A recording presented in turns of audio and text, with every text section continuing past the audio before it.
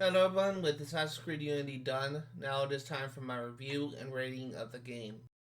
In this video, I will be analyzing every aspect of this game, going over what this game does well and what it doesn't, as well as capping off the review with a rating of how hard it is to not only 100% Assassin's Creed Unity, but to earn the Platinum Trophy as well. Expect spoilers below for Assassin's Creed Unity. The story, I feel, is what the game struggles with the most, which is a shame because it could easily have been changed with one minor tweak. But the writers did not go that route. The story opens with the prequel section taking place during the Crusades, where you are playing as a Templar, following the orders of Grandmaster Jacques de Molay. You are introduced to the combat traversal, and you even run into the assassin Thomas de Cornelian, who will be relevant in the main game. The introduction ends with the Templar hiding an Aes's sword in the hands of a statue and a manuscript in a concealed compartment hidden in the floor. Both will become relevant in the story. The perspective shifts when you follow Arnaud Dorian, who, as a child, witnessed his father's murder. He was then adopted by one Monsieur de la Serre, and he had grown close to his daughter Elise de la Serre.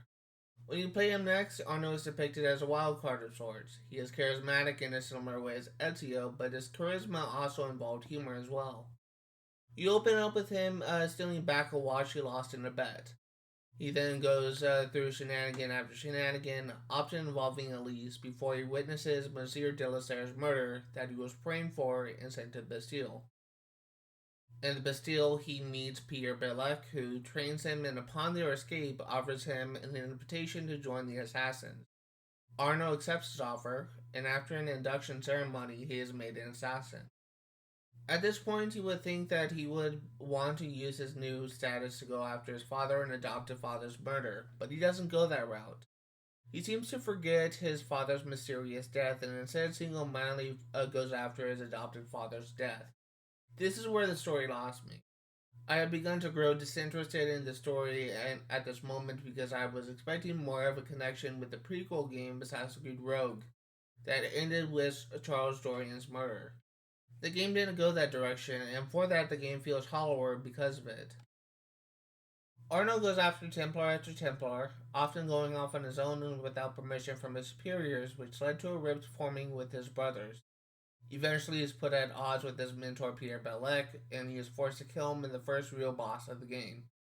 Pierre Belec, as a boss, was really not that hard, but he is made more difficult by the optional objectives. At the time when I faced this boss for the first time, I also experienced my first trolls, who were relentlessly attacking me in chat. I had never experienced trolls before, and admittedly I could have handled it better, but I didn't. I failed against Balek about 3 or 4 times because I was so distracted by chat, and the moment I banned them, I had a much easier time. Pierre Belek is made easier with the fact that he is affected by stun using either smoke bombs or stun grenades, and there is an optional objective for stunning him. What makes this fight a little more difficult is the second objective that requires you to not get knocked down by Belek, which is surprisingly easy to do even if you aren't trying to get knocked down. Beating Pierre Bellic has Arnold kicked out of the assassins, and he ends up working for Elise and hunting down the people responsible for her father's death. While we are talking about Elise, we should first talk about the theme that remains consistent throughout the story. Both Elise and Arno are motivated in avenging Monsieur Delasier's death, but both have different values on their motivation. Arno isn't willing to put his or Elise's life on the line for vengeance and would rather go after targets when it is safe. Elise, on the other hand, is willing to sacrifice her life for the sake of justice. This theme remains consistent throughout the story all the way until the end, and it is the reason why a rift was formed between the two characters near the middle of the story. I didn't become invested in the story until around sequence 10, and by this time Thomas Germain was revealed as a big bad, and the person responsible for Monsieur Delasier's death. But before Arno and Elise could go after him, they had to go after his allies in order to make him vulnerable. They kill Templar after Templar, and when they finally have the opportunity to kill Germain, as he was orchestrating King Louis XVI's execution, Arno chose to protect Elise over going after Germain, which causes a spat, and Elise distance herself from Arno. Arno then returns to the assassin's hideout where he is expelled from the order.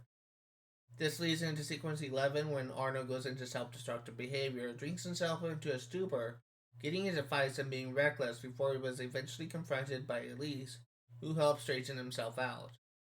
The sequence caps off with the assassination of a hated character before Arno and Elise work towards killing Germain. The final sequence begins by exposing Germain and killing Robespierre, who was a leading figure in the French Revolution, before they were able to go after Germain. Germain as a boss was honestly kind of disappointing. Germain is equipped with the Sword of Eden, and he used an artifact that shoots lightning bolts out from the tip. You essentially have to sneak up and assassinate him about 3 or 4 times before he dies, but the moment of his death had a very questionable moment that I protested when I saw it for myself. Arno gets trapped and leaves instead of helping Arno, who could easily handle Germain, rushes after Germain, unwilling to let him escape, and ends up dying when the Sword of Eden malfunctions from the damages of a previous clash. And the explosion kills Elise and critically wounds Germain. After mourning Elise, Arno finishes off Germain where he confirms, if it wasn't clear to the player already, that he was a sage. Germain's confession was possibly the most interesting confession of the game because of how differently it was handled for the rest of the targets. The credits rolls and the game ends. My initial problem with the ending was with my belief that Elise's death wasn't necessary. This may be a controversial opinion, but I don't see Elise to be any stronger than the average soldier enemy. She never seemed to be a strong combatant. Germain took 4 hidden blades to the body at the time Arno got trapped. Even if he got away, he would not get far. It would only take Elise a second to move the debris off of Arno so he could finish the job. Arno has already proven that he can get close enough to Germain to hurt him, and instead, Elise rushes off and attacks Germain once again with his damned Sword of Eden. The sword explodes and kills Elise. In hindsight, I do understand the reason why Elise died, as it was because of the theme of the game I referenced earlier, but I still feel it could have been an interesting moment of growth for Elise to put aside her near suicidal motivations and work with Arno to finish off Germain, but the writers didn't go this way. There is an argument that could be made that if Elise tries to free Arno and they go after Germain, they both would die when the Sword of Eden blows up. I honestly can see a situation of Arno noticing something bad was going to happen and tackles Elise to the ground to protect her from the bolt of lightning. There could be a situation where they both would survive and Germain would die, but the writers didn't go that way. With Elise's death, it was yet another tragedy that Arno has to witness, and while part of me understands why she died, the other part still feels it didn't have to happen. As I said, the fact that Arno didn't even go after his birth father's murder and only went after his adoptive father's murder affected my enjoyment of the game. Considering how Assassin's Creed Rogue ended, I was expecting Shay Cormac to be the final antagonist. Like maybe he showed up after he killed Germain, but they didn't go that route. In official Assassin's Creed lore, Shay Cormac actually lives to be an old man before he dies. He was never killed by an assassin, but rather old age. Perhaps at one point it was planned for Arno to go after Shay, but for whatever reason, Ubisoft chose a different path and it lowered the impact of the story in my opinion. I also should state that both the sword and the manuscript seen in the prologue was relevant in the story, as both were in possession of Germain, but for the life of me, I cannot remember what happened to the manuscript.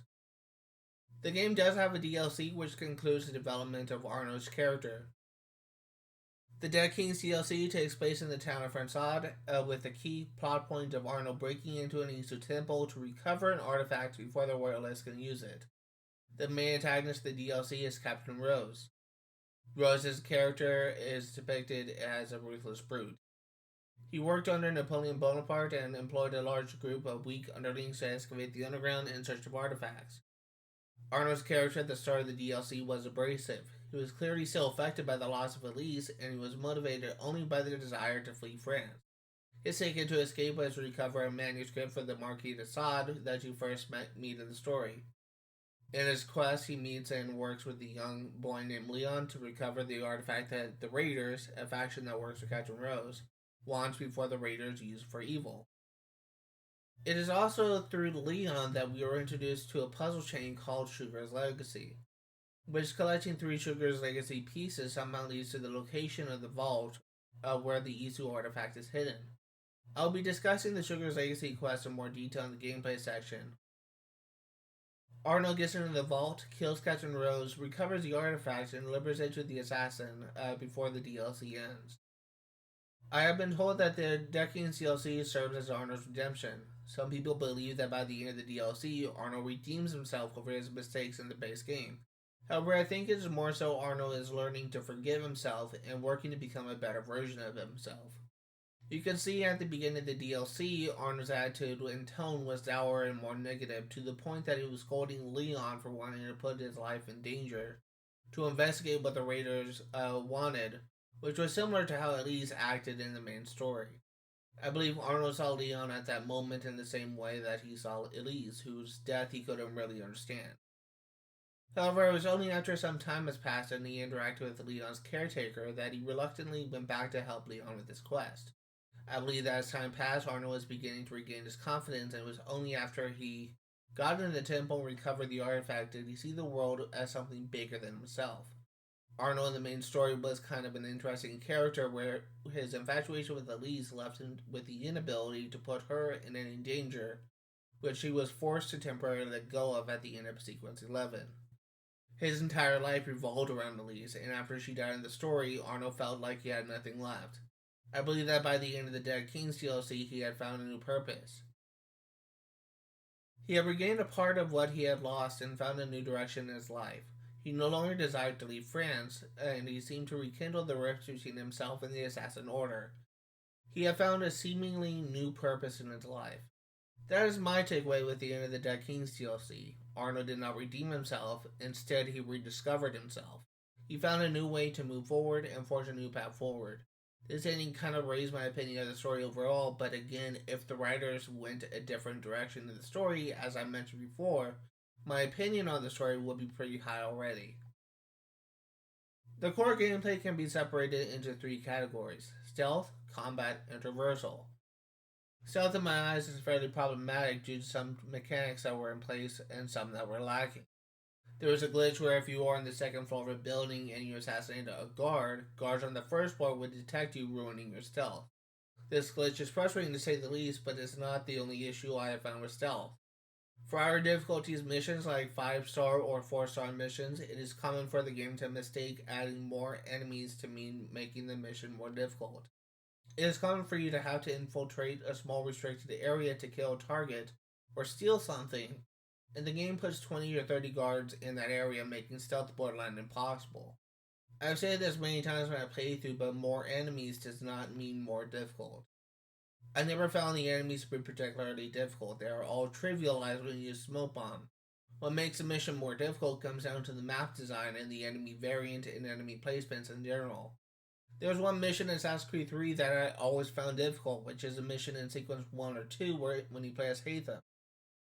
In that mission, you have to free slaves in order to draw out the target. You need to be undetected, but what makes the mission even harder is the optional objectives. Every time I play this mission, I always have to replay it multiple times before I get 100% sync. And it is all because of the map design and enemy placements. This is an example of a hard mission, something Assassin's Creed Unity fails to understand.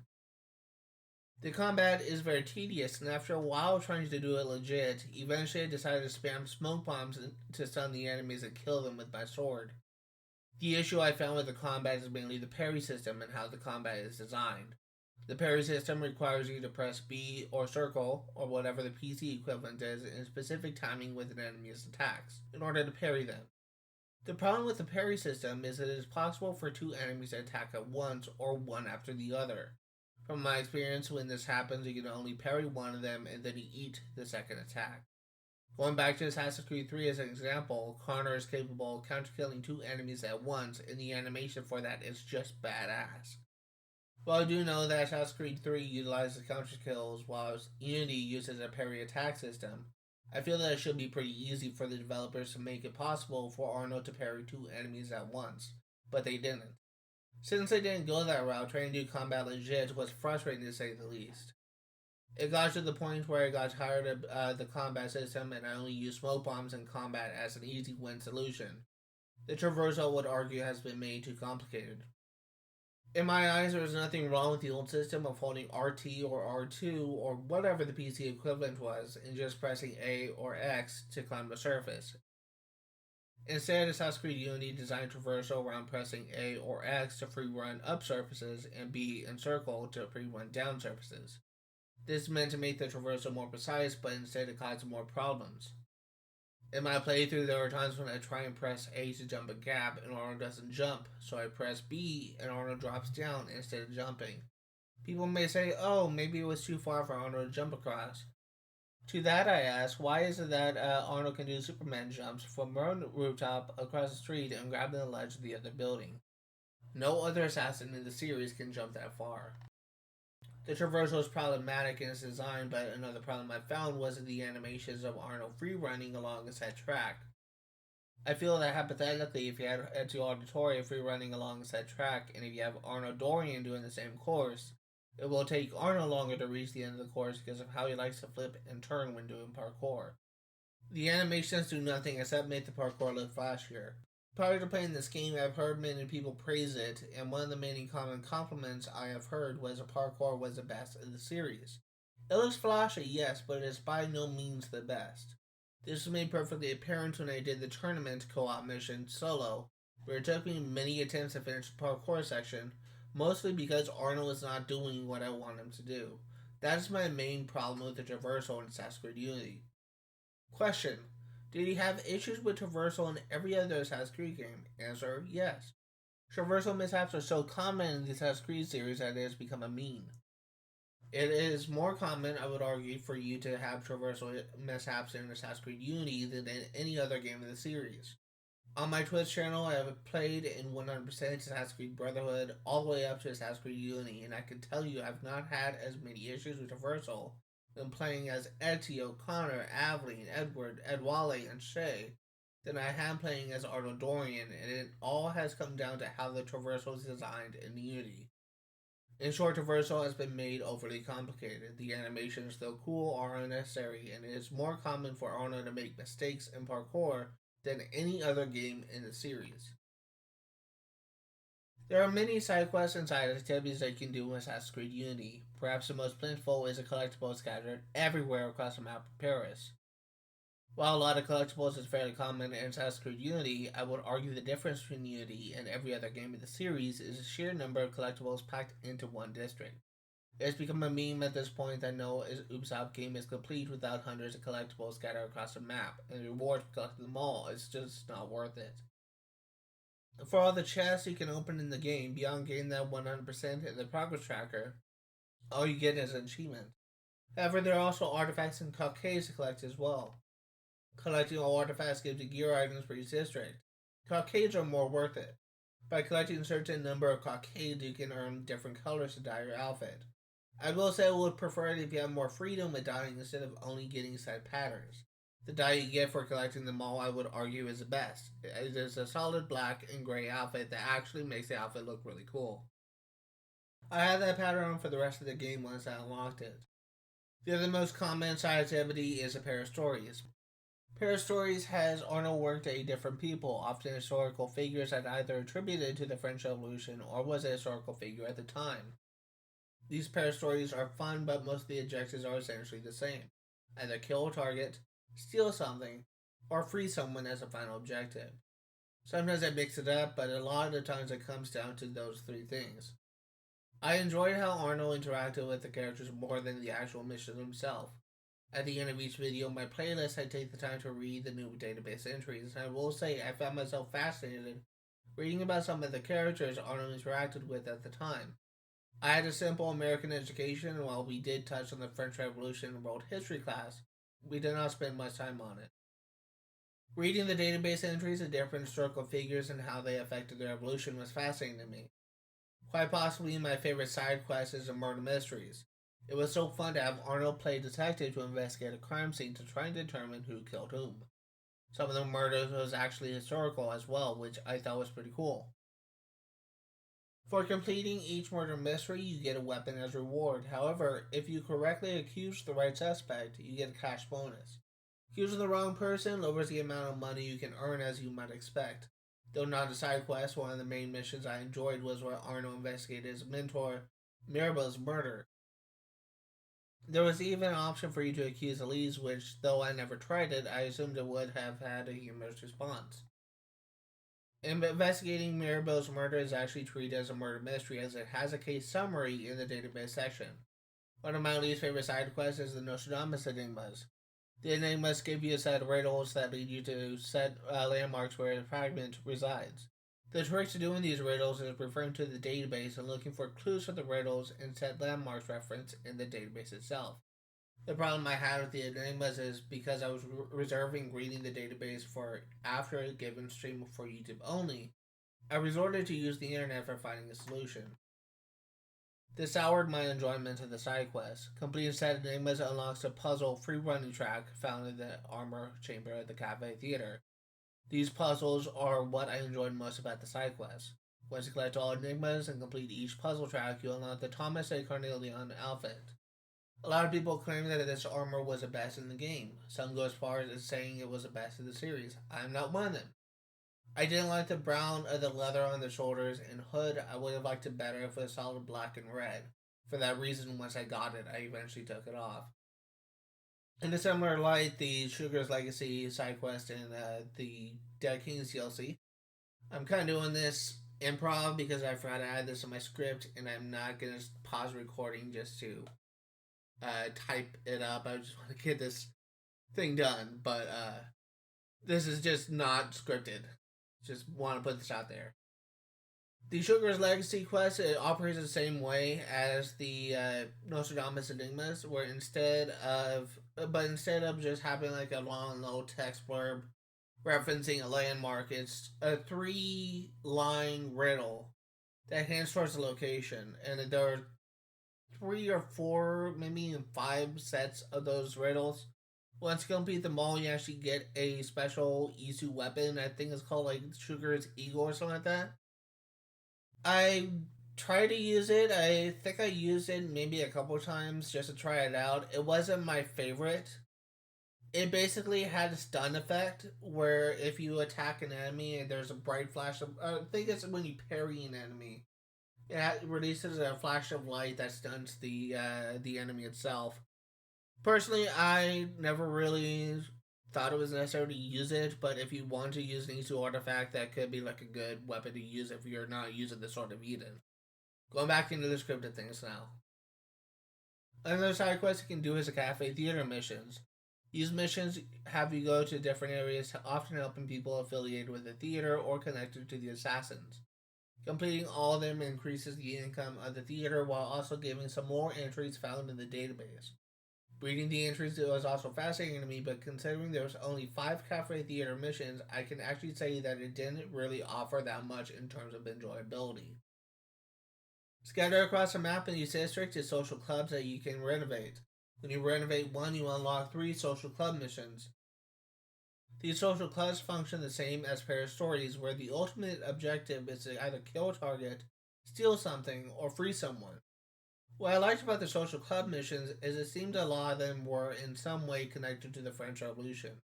There was one set of social club missions I remember that had you go after someone causing a grain shortage for the populace, which in turn caused the citizens to starve and them to protest against nobles.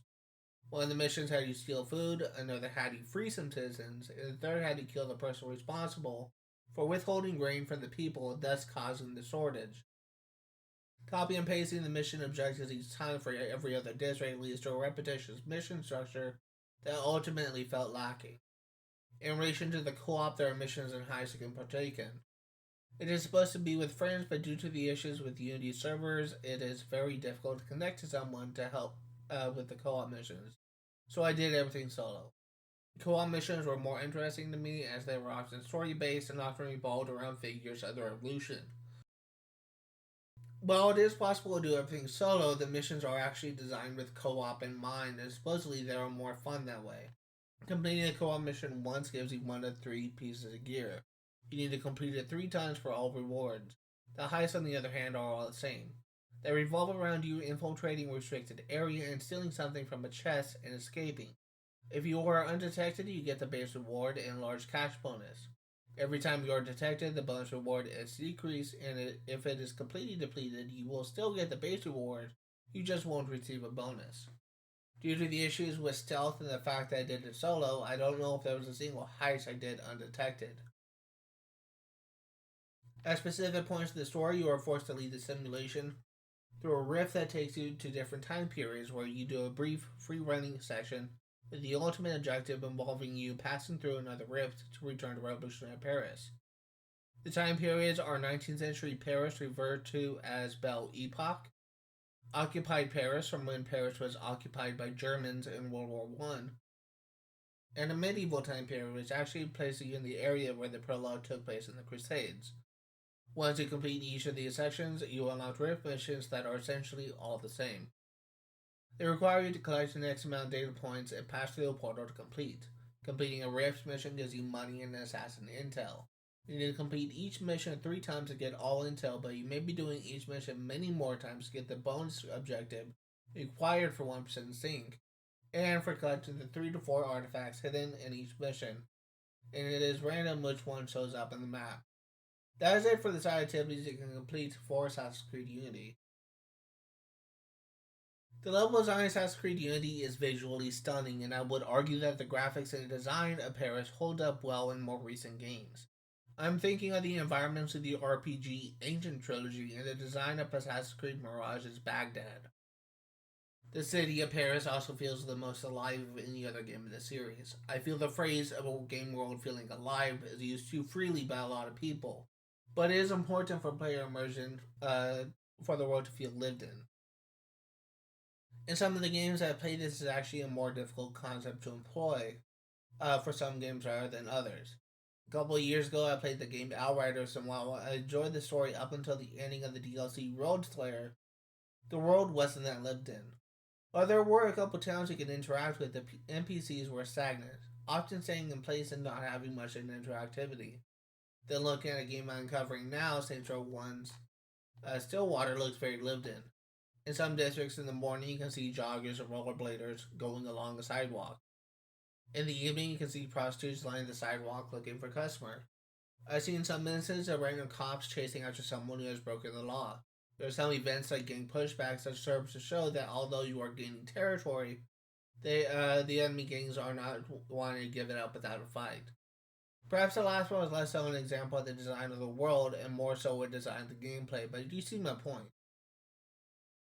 Assassin's Creed Unity is added to one of those lived-in games, and I will explain why. The crowd density of Revolutionary Paris is possibly the largest in the series. If you walk down the street, you can see a plethora of civilians walking down the street. If you run into a building, you can see NPCs standing idle in presumably their own home. There are crowd events where you can protect citizens from thugs, tackle a thief, or even kill criminals. These events happen everywhere and they work to make the game feel alive.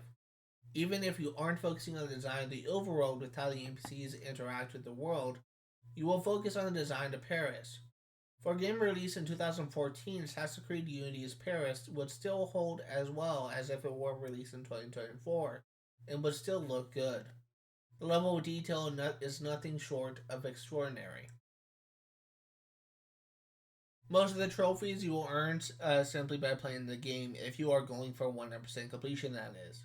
There are only a couple you may have to farm, like throwing X amount of money on the ground, but they don't take that long to earn. Well, maybe the hardest achievements to earn is also definitely easy ones, which are the 2 multiplayer achievements. One of them is Never Say Die for reviving a partner in co-op. The other is choreography for performing 10 co-op scene kills. I know what you're thinking. The achievements are so easy, why are you saying it's hard? Well, that is because it can be very hard or even damn near impossible to be able to connect to multiplayer. Ubisoft's Assassin's Creed Unity's co-op servers are, quote a friend of mine, boring. But not for everyone. There are some that are actually able to connect to multiplayer, but it does not work for all people.